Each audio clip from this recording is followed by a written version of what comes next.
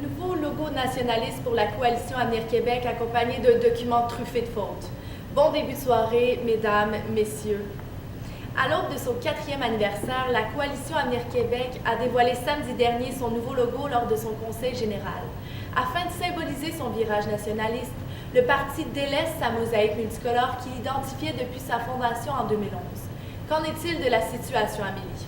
En fait, Noémie, la CAQ célébrera son 4e anniversaire de la création du parti politique par un changement d'identité visuelle qui fait hautement réagir la sphère politique. Donc, laissons de côté l'ancien logo aux couleurs arc-en-ciel. Dorénavant, le groupe de François Legault arborera un logotype CAQ de couleur bleue, couleur qui est non loin de nous rappeler la couleur du Parti québécois et qui est de la police Brandon Grotesque. La lettre Q de l'acronyme comporte une allure de phylactère, alors qu'une fleur de lys au centre de la lettre est insérée. Quelle est la signification de ce changement pour le parti politique? En fait, Noémie, cette transformation se veut un moyen de refléter la position claire du parti, donc une identité qui est résolument autonomiste, nationaliste et non souverainiste. Le dévoilement de ce nouveau logo est aussi accompagné d'un document, donc nommé le livre de marque, un document qui se voulait confidentiel mais qui a été dévoilé par erreur aux médias québécois.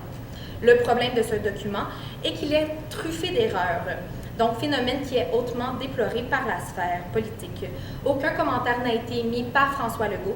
Toutefois, son attaché de presse nous a mentionné que le livre avait été déposé par erreur dans la pochette de la presse électronique.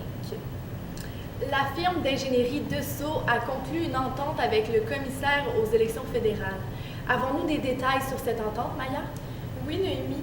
En fait, les événements ont eu lieu entre 2005 et 2008, alors que la firme d'ingénieurs Dessau a remis des dons au Parti libéral du Canada ainsi qu'au Parti conservateur par l'entremise de prêtements. Il s'agirait du vice-président des Finances, aujourd'hui décédé, qui aurait demandé à des employés ainsi qu'à des dirigeants de la firme de faire des dons. Ces derniers auraient par la suite été remboursés sur leur allocation de dépenses. Dessau s'est dit consciente de la gravité des faits en cause et s'est engagé à remettre l'argent des dons illégaux au gouvernement du Canada, la somme atteignant les 40 000 $. Rappelons que selon la loi canadienne, les entreprises ne peuvent pas contribuer aux caisses fédérales. Seuls les citoyens canadiens possèdent ce droit. Et qu'est-ce que la firme compte faire maintenant que l'entente est confirmée? Et la firme a affirmé qu'aucun des membres de l'entreprise ayant été impliqués dans cette histoire travaille encore pour Dessau. Ils ont été congédiés ou ont quitté par leurs propres moyens. Les nouveaux dirigeants ont mis en place des mesures permettant de discerner les actes frauduleux, en plus de revoir le code d'éthique et d'instaurer une politique de contrôle des comptes de l'entreprise. Le rapport de Dominique Payette ne fait pas l'unanimité, Maude, depuis sa sortie cette semaine sur les radios du Québec. Non, en effet, Noémie, dans le rapport sur l'information à Québec qui a été commandé par Pauline Marois, la professeure de l'Université Laval et ancienne candidate péquiste Dominique Payette critique sévèrement les radios privées de Québec.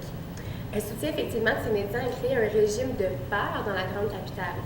Et dans son rapport, ce sont 7 émissions qui sont décortiquées. Les émissions de Radio Populaire de Québec, soit Choix FM, FM 93 et Énergie. Et qu'est-ce qui est ressorti de ce rapport? Et Mme Payette a souligné que ce qui est le plus préoccupant, c'est le traitement qui est réservé à certains groupes sociaux, puisqu'ils seraient victimes d'intimidation de la part d'animateurs radio. Mais même si l'ex-première ministre du Québec, Mme Marois, affirme que le rapport est tout à fait objectif, plusieurs remettent en question sa crédibilité. L'Université Laval a d'ailleurs tenu à se dissocier du rapport en précisant qu'il a été financé entièrement par des fonds privés et qu'il a été réalisé à l'extérieur du cadre universitaire. L'automne est bel et bien installé au Québec. Qu'est-ce que la météo nous réserve pour les prochains jours, Maude? Oui, Noémie, en fait, pour les prochains jours, c'est sûr que ça va être un peu plus frais comparativement à la vague de chaleur qu'on avait eue cette semaine. D'ailleurs, la soirée ce soir va être assez fraîche. Par contre, pour les prochains jours, on va avoir du beau soleil. Lundi, un 11 degrés Celsius avec un peu de vent. Mardi, 10 degrés Celsius. Et pour les prochains jours, vous pourrez donc profiter du beau temps pour faire des activités à l'extérieur, sans oublier de bien vous couvrir, évidemment. Merci, Maude. Voilà ce qui complète le téléjournal d'aujourd'hui. Au nom de toute l'équipe du téléjournal, bonne fin de soirée à notre antenne.